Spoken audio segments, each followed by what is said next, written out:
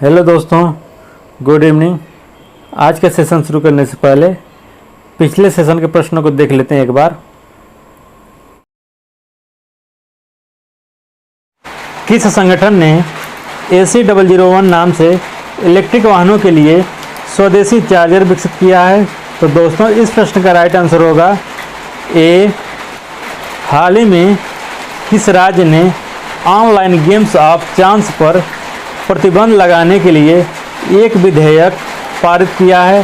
तो दोस्तों इस प्रश्न का राइट आंसर होगा कर्नाटक, बी कर्नाटक।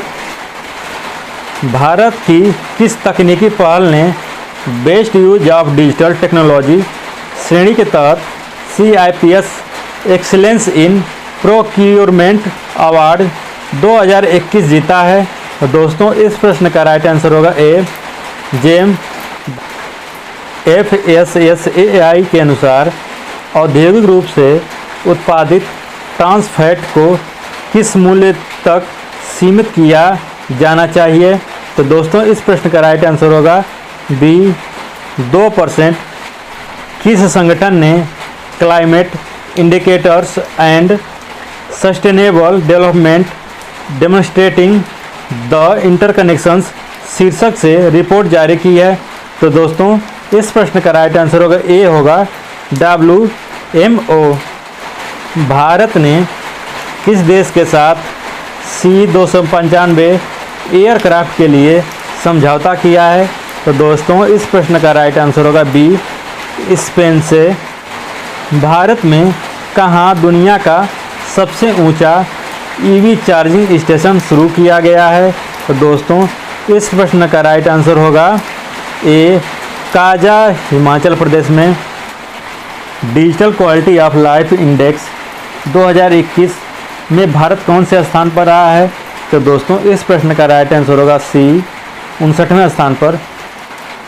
कमरे बीजा ज्वालामुखी में बड़ा विस्फोटक हुआ है, यह ज्वालामुखी किस देश में स्थित है? तो दोस्तों इस प्रश्न का राइट आंसर होगा सी स्पेन। संयुक्त राज्य की खाद्य एजेंसी के अनुसार किस देश में 16 मिलियन लोग भुखमरी की ओर बढ़ रहे हैं? तो दोस्तों इस प्रश्न का राइट आंसर होगा बी यमन। बंगाल की खाड़ी में बन रहे चक्रवात का नाम क्या रखा गया है? तो दोस्तों इस प्रश्न का राइट आंसर होगा ए गुलाब। भारत के पहले अटल कम्युनिटी इनोवेशन सेंटर का उद्घाटन कहाँ किया गया है? तो दोस्तों इस प्रश्न का राइट आंसर होगा सी जयपुर में उद्घाटन किया गया है। शुरू करते हैं आज का सेशन। KVIC ने हाल ही में किस राज्य में तूसर रेशम धागा उत्पादन केंद्र स्थापना की है? तो दोस्तों इस प्रश्न का राइट आंसर होगा ए ओडिशा ने। खादी और ग्रामोद्योग आयोग KVIC ने कटक जिले के चौद्वार में ओडिशा का पहला तूसर रेशम धागा उत्पादन केंद्र स्थापित किया है। तूसर रेशम की बेहतरीन किस्मों में से एक है। रेशम ओडिशा में कुल खादी कपड़े के उत्पादन का लगभग 75% शामिल है। 75 लाख रुपए की लागत से स्थापित यह रेशम धागा उत्पादन केंद्र सालाना 94 लाख रुपए मूल्य के 200 किलोग्राम रेशम के धागे का उत्पादन करने में सक्षम है। अगला क्वेश्चन है, किस मंत्रालय ने भारतीय स्टार्टअप और उद्यमियों के लिए प्लेनेटेरियम इनोवेशन चैलेंज लॉन्च किया है? तो दोस्तों इस प्रश्न का राइट आंसर होगा सी इलेक्ट्रॉनिक्स और IT मंत्रालय ने। इलेक्ट्रॉनिक और सूचना प्रौद्योगिकी मंत्रालय के तहत माई गाँव इंडिया ने भारतीय स्टार्टअप और तकनीक उद्यमियों के लिए प्लेनेटेरियम इनोवेशन चैलेंज लॉन्च किया है। इस चैलेंज का उद्देश्य टेक्नोलॉजी कंपनियों और स्टार्टअप को ऑगमेंटेड रियलिटी, वर्चुअल रियलिटी और मर्ज्ड रियलिटी इत्यादि का उपयोग करके सॉफ्टवेयर बनाने के लिए प्रेरित करना है। 2021 ग्लोबल गोलकीपर अवार्ड किसे प्रदान किया गया है? तो दोस्तों इस प्रश्न का राइट आंसर होगा सी सुमजिले मलाम्बो नगकुका। बी लेओ मेलिंडा गेट्स फाउंडेशन ने 2021 ग्लोबल गोलकीपर अवार्ड के विजेता के रूप में संयुक्त राष्ट्र के पूर्व महासचिव और संयुक्त राष्ट्र महिला के कार्यकारी निदेशक फुमजिले मलाम्बो नगकुका के नाम की घोषणा की है। बांग्लादेश की फिरोज फैजा बियर को उनकी अच्छे स्वास्थ्य और भलाई को बढ़ावा देने का काम के लिए 2021 में चिंजमेका अवार्ड के लिए चुना गया है। अगला प्रश्न है, जलवायु परिवर्तन के संबंध में हाल ही में दक्षिण प्रशांत महासागर के किस देश ने अंतर्राष्ट्रीय न्यायालय का रुख किया है? तो दोस्तों, इस प्रश्न का राइट आंसर होगा ए, वनुअतु। 80 द्वीपों से बना एक दक्षिण प्रशांत महासागर राष्ट्र वनुअतु ने हाल ही में जलवायु परिवर्तन के प्रभावों से संरक्षित होने के लिए वर्तमान में और भविष्य की पीढ़ियों के अधिकारों पर एक राय जारी करने के लिए अंतर्राष्ट्रीय न्यायालय का रुख किया है। 1 दर्जन प्रशांत द्वीप राष्ट्र समुद्र के बढ़ते स्तर और अधिक नियमित तूफानों का सामना कर रहे हैं। वनुअतु की आबादी लगभग 2,80,000 है। अगला प्रश्न है आज का, भारत में कौन सी संस्था डिजिटल स्काई प्लेटफॉर्म का संचालन करती है? तो दोस्तों, इस प्रश्न का राइट आंसर होगा सी, नागरिक उड्डयन मंत्रालय। डिजिटल स्काई प्लेटफॉर्म भारत में नागरिक उड्डयन महानिदेशालय DCGA द्वारा संचालित है। हाल ही में केंद्रीय नागरिक उड्डयन मंत्रालय ने भारत में विशेष रूप से ड्रोन संचालन के लिए एक हवाई क्षेत्र का नक्शा पेश किया है। इस मानचित्र को डिजिटल स्काई प्लेटफॉर्म का उपयोग करके एक्सेस किया जा रहा है। इस नक्शे के अनुसार ड्रोन संचालन के लिए हवाई क्षेत्र का हरे, लाल और पीले क्षेत्र में विभाजित किया गया है। हाल ही में खबरों में रही ज्योति सुरेखा वेन्नम किस खेल से जुड़ी हैं? तो दोस्तों, इस प्रश्न का राइट आंसर होगा डी, तीरंदाजी खेल से।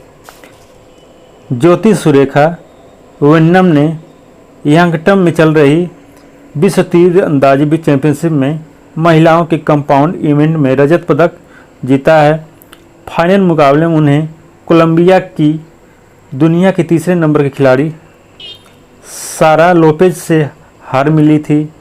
इससे पहले भारतीय महिला और मिश्रित टीम ने विश्व चैंपियनशिप में रजत पदक जीते थे।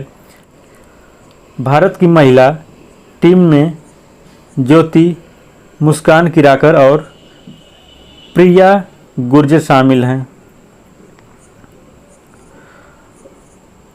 अगला क्वेश्चन है, न्यूयॉर्क में आयोजित सूचना और लोकतंत्र शिखर सम्मेलन में भारत का प्रतिनिधित्व किसने किया है? तो दोस्तों, इस प्रश्न का राइट आंसर होगा ए, अनुराग ठाकुर। केंद्रीय सूचना और प्रसारण मंत्री अनुराग ठाकुर ने न्यूयॉर्क में आयोजित सूचना और लोकतंत्र के शिखर सम्मेलन को संबोधित किया है। उन्होंने लेह लद्दाख से शामिल होकर चर्चा में भाग लिया है। सूचना और लोकतंत्र के लिए अंतर्राष्ट्रीय भागीदारी 26 सितंबर 2019 को न्यूयॉर्क में शुरू की गई थी। इसका उद्देश्य है राय, अभिव्यक्ति की स्वतंत्रता और स्वतंत्र, बहुलवादी और विश्वसनीय जानकारी तक पहुंच को बढ़ावा देना है।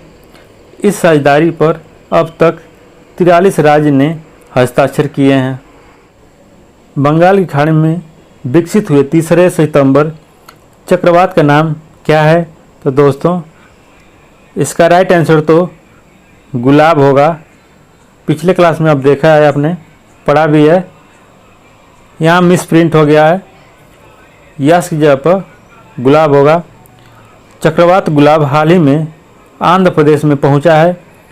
इसके बाद यह कलिंगपट्टनम में बंगाल की खाड़ी के तट को पार कर गया। 21वीं सदी में केवल 2 उष्णकटिबंधीय चक्रवात दया 2018 और प्यार 2005 में बंगाल की खाड़ी से भारत के पूर्वी तट पर आए। इसलिए चक्रवात गुलाब सितंबर में लैंडफॉल बनाने का तीसरा ऐसा चक्रवात है। अगला प्रश्न है, लास्कर डेबिकी पुरस्कार किस क्षेत्र से संबंधित है? दोस्तों इसका राइट आंसर होगा ए, विज्ञान से।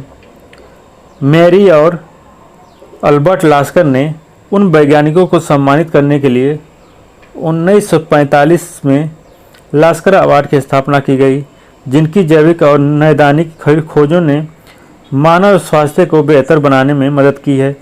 इस वर्ष 2 वैज्ञानिकों केटलिन कारिको और डॉक्टर डी.यू. वाइजमैन को $2.5 लाख के Lasker DeBakey clinical medical research award से सम्मानित किया गया है। अगला प्रश्न है, हाल ही में खबरों में रहे ताई अहोम और मटक समुदाय किस राज्य में अनुसूचित जनजाति के दर्जे की मांग कर रहे हैं? तो दोस्तों इस प्रश्न का राइट आंसर होगा डी, असम। ताई अहोम और मटक समुदाय असम में अनुसूचित जनजाति का दर्जा दिए जाने की मांग कर रहे हैं। असम के मुख्यमंत्री हिमंत बिस्वा शर्मा ने दोनों समुदायों के प्रतिनिधियों से उनकी मांग को लेकर चर्चा की है। अखिल असम जनजातीय संघ राज्य का सर्वोच्च जनजातीय निकाय है। सरकार द्वारा राज्य में एसटी प्रमाण पत्र जारी करने की सिफारिश करने के लिए अधिकृत है।